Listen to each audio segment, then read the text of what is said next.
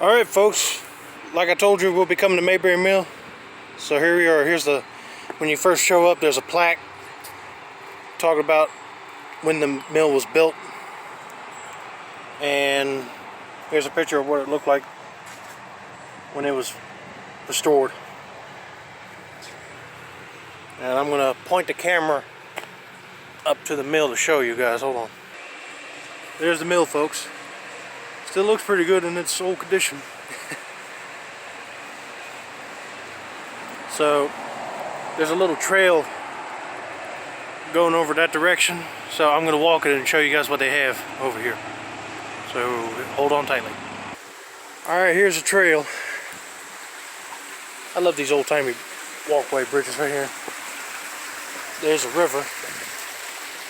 Alright, when you get here, there's a path going that way and a path going that way. So I think we'll go this way first. Alright, here's a little pathway right here. You can actually get closer to the mill. So let's get over here, shall we? Now apparently it doesn't look like it's running today. I remember times coming up here and they had this thing moving. But I don't know if, I think they do serve, shoot, what's that stuff? Like oatmeal or grits. Like they got the grit mill and stuff inside for sale. So I'm going to walk back now and go the other way because they got some other stuff on the other side of the mill over there. So hold on tightly. Love these old bridgey walkways. Oh, that's what it is, cornmeal. I couldn't think of it at first. They got water coming out of this chute right here. Now they got people mowing the yards today. Well, what did I say, yard? The fields, the grass. So I don't know if they got anybody in here doing any presentations or not. But here's the blacksmith shop. Hold on. Blacksmith shop. So when they have activities out here, they'll have somebody out here actually forging stuff out here like the good old days. I love these old timey cabin stuff. Oh look, an old wagon. And here is a homemade soap recipe. And they used to make soap in these old pots and boil them down to make soap. Now over here is the broom making cabin. As you can see what they got hanging up right here. They got old brooms and they also got some yarn. And it looked like they have a park ranger that was supposed to be set up today, showing you how they pull the cotton apart and make a lot of homemade items. Pretty neat. Anybody for a game of chess? So as you guys can see, this is where they weave the yarn.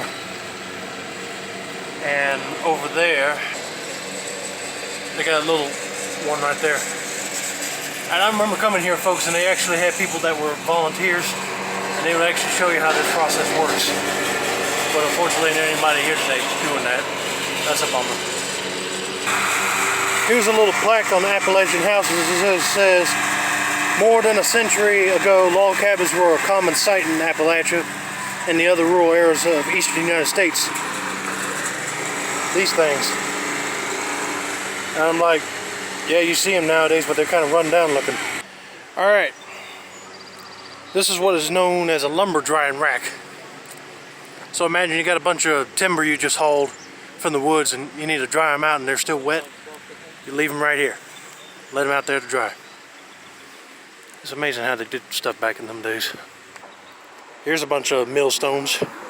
These would actually grind the flour or the wheat or grain to make cornmeal. They said this building has 3 sections. The center section houses a grist mill. The wing to your left contains a sawmill. And then the right houses is wood. Oh man, they did a lot of stuff in this mill. Here's the sawmill. Now none of this stuff is not running anymore, unfortunately. So you can't see no wood being cut. Here's the buckwheat hopper for the grist mill. Now, when you come through here, you got to watch your step. Here's the actual mill. Now, the shop, basically. And like I said, none of this stuff ain't working, so you just got to use your imagination. Here's a tongue and groove joiner.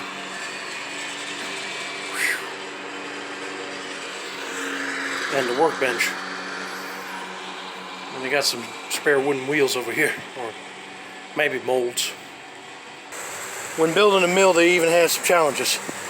Although operating a mill was never easy, they faced challenges. For example, quality of running water, which turned the overshot wheel and powered all to the equipment, was barely adequate.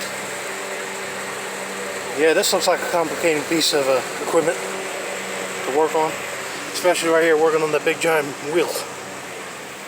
Yeah, here's something that's called the evaporator pan, but this is where they make molasses. They would have a horse hooked up right over there, you said? And they feed sorghum stalks to yeah, they'll feed sorghum stalks for. That's pretty interesting. Here's a sign. Here's a sign for the sorghum making right here. See, that's what I was talking about. They have a horse or a donkey hooked up to this thing and help power the sorghum making process. And this is where the sorghum cane looks like. Nothing like going through a nature trail in the mountains. It's peaceful and it's soothing. I can feel a cool breeze right now from that running water. Alright folks, that's the end of my little Mabry Mill adventure, and I'm sorry about all the lawnmowers and stuff. Look at this creek. But anyway, that's going to be it for now. Don't forget to like, subscribe, turn on post notifications, and I'll see you next time. Bye-bye.